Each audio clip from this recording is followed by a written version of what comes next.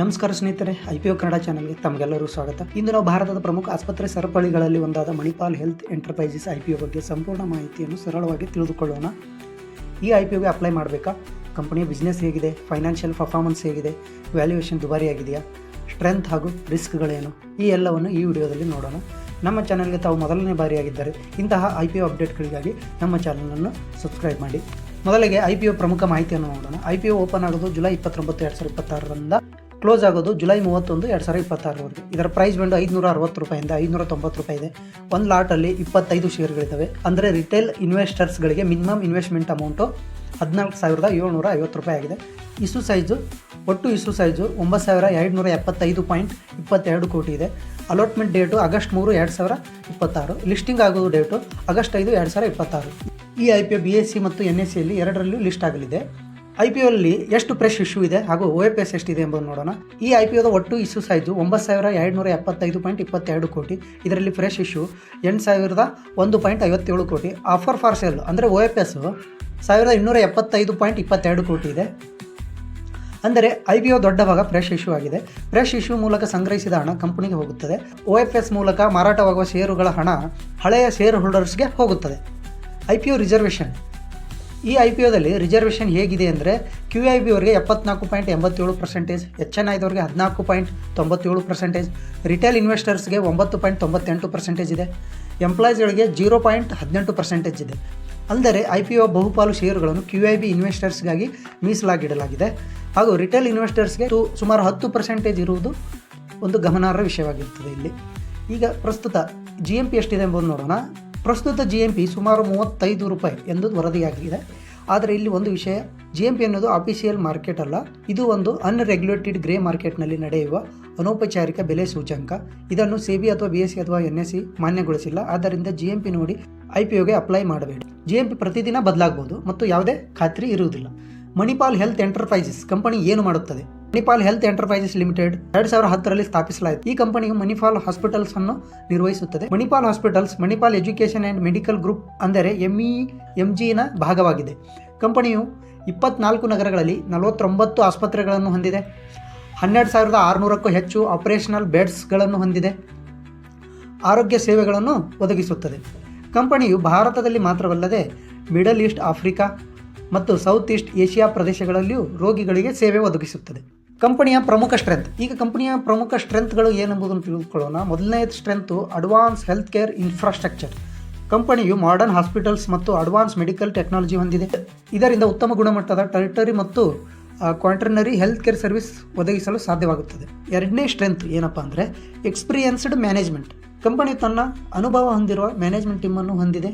ಅಲ್ಲದೆ ಕಂಪನಿಗೆ ಬಲವಾದ ಇನ್ಸ್ಟಿಟ್ಯೂಷನಲ್ ಶೇರ್ ಹೋಲ್ಡರ್ ಸಪೋರ್ಟ್ ಕೂಡ ಇದೆ. ಮೂರನೇ ಸ್ಟ್ರೆಂತ್ ಪ್ರಮುಖ ನಗರಗಳಲ್ಲಿ ಬಲವಾದ ಉಪಸ್ಥಿತಿ. ಬೆಂಗಳೂರು, ಕಲ್ಕತ್ತಾ ಮತ್ತು ಪುಣೆಯಂತಹ ಪ್ರಮುಖ ನಗರಗಳಲ್ಲಿ ಕಂಪನಿಗೆ ಬಲವಾದ ಉಪಸ್ಥಿತಿ ಇದೆ. ಇದರ ಜೊತೆಗೆ ಮೆಟ್ರೋ ಮತ್ತು ನಾನ್ ಮೆಟ್ರೋ ಎರಡೂ ನಗರಗಳಲ್ಲಿ ಆಸ್ಪತ್ರೆಗಳ ಜಾಲವಿದೆ. ಈಗ ಕಂಪನಿಯ ಫೈನಾನ್ಷಿಯಲ್ ಪರ್ಫಾರ್ಮೆನ್ಸ್ ಹೇಗಿದೆ ಎಂಬುದು ನೋಡೋಣ. ಟೋಟಲ್ ಇನ್ಕಮು 6,265.17 ಕೋಟಿ ಆಗಿತ್ತು. 2025ರಲ್ಲಿ 8,362.79 ಕೋಟಿ ಆಗಿದೆ. 2026ರಲ್ಲಿ 10,520.52 ಕೋಟಿ ಆಗಿದೆ. ಅಂದರೆ ಕಂಪನಿಯ ಆದಾಯ ನಿರಂತರವಾಗಿ ಏರಿಕೆಯಾಗಿದೆ. ಎಬಿಟಾ 1,776.60 ಕೋಟಿ ಇದೆ. 2025ರಲ್ಲಿ 2,247.07 ಕೋಟಿ ಆಗಿದೆ. 2026ರಲ್ಲಿ 2,795.94 ಕೋಟಿ ಆಗಿದೆ. ಇಲ್ಲಿಯೂ ಕಂಪನಿಯ ಇಬಿಟಾ ನಿರಂತರವಾಗಿ ಏರಿಕೆಯಾಗಿದೆ. ಪ್ರಾಫಿಟ್ ಆಫ್ಟರ್ ಟ್ಯಾಕ್ಸ್ 2024ರಲ್ಲಿ ಕಂಪನಿಯ ಪ್ರಾಫಿಟು 533.20 ಕೋಟಿಯಾಗಿದೆ. 2025ರಲ್ಲಿ ಪ್ರಾಫಿಟ್ 1,081.67 ಕೋಟಿಯಾಗಿದೆ. ಆದರೆ 2026ರಲ್ಲಿ ಪ್ರಾಫಿಟು 916.52 ಕೋಟಿಗೆ ಇಳಿಕೆಯಾಗಿದೆ.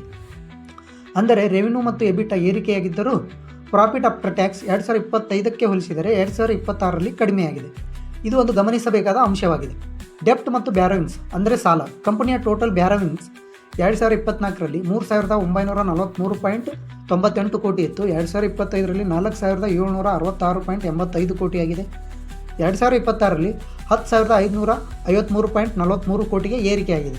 ಅಂದರೆ ಕಂಪನಿಯ ಬ್ಯಾರೋವಿಂಗ್ಸ್ ಗಣನೀಯವಾಗಿ ಹೆಚ್ಚಾಗಿದೆ. ಹೀಗಾಗಿ IPOಗೆ ಮುನ್ನ ಕಂಪನಿಯ ಡೆಪ್ಟ್ ಲೆವೆಲನ್ನು ಇನ್ವೆಸ್ಟರ್ಸ್ಗಳು ಗಮನಿಸಬೇಕಾಗುತ್ತದೆ. ರಿಟರ್ನ್ ಆನ್ ನೆಟ್ವರ್ತ್ ROCE ಮತ್ತು EPS. ಈಗ ಪ್ರಮುಖ ಪರ್ಫಾರ್ಮೆನ್ಸ್ ರೇಷಿಯೋಗಳನ್ನು ನೋಡೋಣ. ರಿಟರ್ನ್ ಆನ್ ನೆಟ್ವರ್ತ್ 2024ರಲ್ಲಿ 14.75% ಆಗಿದೆ. 2025ರಲ್ಲಿ 18.16% ಆಗಿದೆ. 2026ರಲ್ಲಿ 10.57% ಆಗಿದೆ.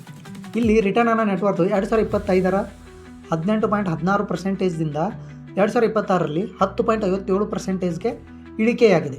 ROCE 2024ರಲ್ಲಿ 27.74%, 2025ರಲ್ಲಿ 26.98%, 2026ರಲ್ಲಿ 21.28%. ಇಲ್ಲಿಯೂ ಸಹ ROCEನಲ್ಲಿ ಇಳಿಕೆ ಕಂಡುಬಂದಿದೆ. EPS ಅಂದರೆ ಅರ್ನಿಂಗ್ ಪರ್ ಶೇರ್, ಅಂದರೆ ಒಂದು ಶೇರ್ ಮೇಲೆ ಎಷ್ಟು ರೂಪಾಯಿ ಅರ್ನ್ ಆಗುತ್ತದೆ ಎಂಬುದು ಈ ಒಂದು ರೇಷಿಯೋ ತಿಳಿಸುತ್ತದೆ. 2024ರಲ್ಲಿ 5.27 ರೂಪಾಯಿ, 2025ರಲ್ಲಿ 9.25 ರೂಪಾಯಿ, 2026ರಲ್ಲಿ 7.77 ರೂಪಾಯಿ ಆಗಿದೆ. 2025ಕ್ಕೆ ಹೋಲಿಸಿದರೆ 2026ರಲ್ಲಿ EPS ಕೂಡ ಕಡಿಮೆಯಾಗಿದೆ. Peer comparison. ಈಗ ಕಂಪನಿಯ ಲಿಸ್ಟೆಡ್ ಪಿಯರ್ಸ್ ಜೊತೆ ಹೋಲಿಸಿ ನೋಡೋಣ. PE ರೇಷಿಯೋ ಆಧಾರದ ಮೇಲೆ ಮಣಿಪಾಲ್ ಹೆಲ್ತ್ 75.93 PE ರೇಷಿಯೋ ಆಗಿದೆ. ಅಪೋಲೋ ಹಾಸ್ಪಿಟಲ್ಸ್ 66.15 ಆಗಿದೆ. ಫೋರ್ಟಿಸ್ ಹೆಲ್ತ್ ಕೇರ್ 70.22 ಆಗಿದೆ. ಮ್ಯಾಕ್ಸ್ ಹೆಲ್ತ್ ಕೇರ್ 74.55 ಆಗಿದೆ. ಇದರಿಂದ Manipal health enterprises IPO valuation ತನ್ನ ಕೆಲವು ಪ್ರಮುಖ ಪಿಯರ್ಗಿಂತ ಹೆಚ್ಚಿನ ಮಟ್ಟದಲ್ಲಿದೆ ಎಂಬುದು ಹೇಳಬಹುದು. ಅಂದರೆ IPO ವ್ಯಾಲ್ಯೂಯೇಷನ್ ಅಗ್ಗವಾಗಿದೆ ಎಂದು ಹೇಳಲು ಸಾಧ್ಯವಿಲ್ಲ. ಈ ಒಂದು PE ರೇಷಿಯೋ ಏನು ಹೇಳುತ್ತಪ್ಪ ಅಂದರೆ, ₹1 ಅರ್ನ್ ಮಾಡಲು 75.93 ರೂಪಾಯಿ ಪೇ ಮಾಡಬೇಕಾಗುತ್ತದೆ. IPO valuation. IPO ಮುಂಚಿನ PE ರೇಷಿಯೋ 75.93 ಇದೆ. IPO ನಂತರದ PE ರೇಷಿಯೋ 84.65 ಆಗುತ್ತದೆ. ಅಂದರೆ IPO ನಂತರ ವ್ಯಾಲ್ಯೂಯೇಷನ್ ಇನ್ನಷ್ಟು ಹೆಚ್ಚಾಗಲಿದೆ. ಆದ್ದರಿಂದ ಇನ್ವೆಸ್ಟರ್ಸ್ ಕಂಪನಿಯ ಗ್ರೋತ್ ಪೊಟೆನ್ಷಿಯಲ್ ಜೊತೆಗೆ ವ್ಯಾಲ್ಯೂಯೇಷನ್ ಕೂಡ ಗಮನಿಸಬೇಕು. ಕಂಪನಿಯ ಪ್ರಮುಖ ರಿಸ್ಕ್ಗಳು. ಈಗ ಕಂಪನಿಯ ಪ್ರಮುಖ ರಿಸ್ಕ್ಗಳು ಏನೆಂಬುದನ್ನು ನೋಡೋಣ. ರಿಸ್ಕ್ 1, ಇನ್ ಪೇಷಂಟ್ ರೆವೆನ್ಯೂ ಮೇಲೆ ಅವಲಂಬನೆ. ಕಂಪನಿಯ ಆದಾಯದ ದೊಡ್ಡ ಭಾಗ ಹಾಸ್ಪಿಟಲ್ ಅಡ್ಮಿಷನ್ಸ್ ಮತ್ತು ಅಕ್ಯುಪೆನ್ಸಿ ಮೇಲೆ ಅವಲಂಬಿತವಾಗಿದೆ. ರೋಗಿಗಳ ಸಂಖ್ಯೆ ಅಥವಾ ಬೆಡ್ ಅಕ್ಯುಪೆನ್ಸಿ ಕಡಿಮೆ ಆದರೆ ಆದಾಯ ಮತ್ತು ಪ್ರಾಫಿಟ್ ಮೇಲೆ ಪರಿಣಾಮ ಬೀರುವ ಸಾಧ್ಯತೆ ಇದೆ. ರಿಸ್ಕ್ ನಂಬರ್ 2, ರೆಗ್ಯುಲೇಟರಿ ಮತ್ತು ಹೆಲ್ತ್ ಕೇರ್ ರಿಸ್ಕ್.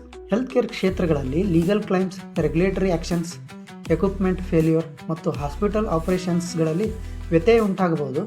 ಇವು ಕಂಪನಿಯ ರೆಪ್ಯುಟೇಷನ್ಸ್ ಮತ್ತು ಫೈನಾನ್ಷಿಯಲ್ ಪರ್ಫಾರ್ಮೆನ್ಸ್ ಮೇಲೆ ಪರಿಣಾಮ ಬೀರುವ ಸಾಧ್ಯತೆ ಇದೆ. Risk number 3, medical negligence risk. Medical negligence ಅಥವಾ ಚಿಕಿತ್ಸೆಯ ಗುಣಮಟ್ಟಕ್ಕೆ ಸಂಬಂಧಿಸಿದ ದೂರುಗಳು ಬಂದರೆ legal cases, reputation damage, financial liability ಉಂಟಾಗುವ ಸಾಧ್ಯತೆ ಇದೆ.